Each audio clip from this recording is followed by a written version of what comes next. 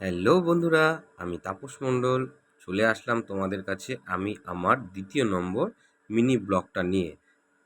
তোমরা দেখতেই পাচ্ছ এটা বেলুড় মঠের দৃশ্য। তোমাদেরকে প্রথম পার্টটা দেখিয়েছিলাম, এটা হচ্ছে তোমাদের দ্বিতীয় পার্টটা দেখাচ্ছি। দেখো বন্ধুরা, ভিতরে ক্যামেরা অ্যালাউ নেই, তাই বাইরের যতটা পেরেছি ক্যামেরা বন্দি করেছি, তোমাদের সামনে তুলে ধরলাম। দেখো কত সুন্দর মন্দিরটাকে কত সুন্দরভাবে সাজিয়েছে এরা। সামনে একটা গার্ডেন আছে, গার্ডেনটাও কত সুন্দর, এটা দেখালাম।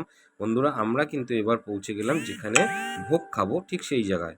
ভোগ খাওয়া শেষ, এবার কিন্তু আমরা বেরিয়ে চললাম আমাদের বাড়ির পথের দিকে।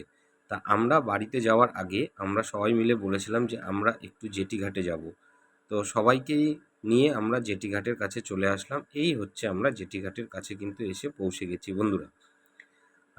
বেশি কেউ আসেনি, যারা ছিল তারা কিন্তু ওখান থেকেই চলে গেছে। আসার মধ্যে আমি, সৃজনদা, সাগরদা, মৌমিতাদি আর আমার ওয়াইফ আমরা কিন্তু পৌঁছে গেছি জেটিঘাটে। এই দেখো চলে আসলাম আমরা লঞ্চে। এবার আমরা লঞ্চে করে কিন্তু আমরা গঙ্গার ওপারে গিয়ে দক্ষিণেশ্বর ঘাটে নামবো। ওখান থেকে আমরা চলে যাব মৌমিতা দিদির বাড়িতে।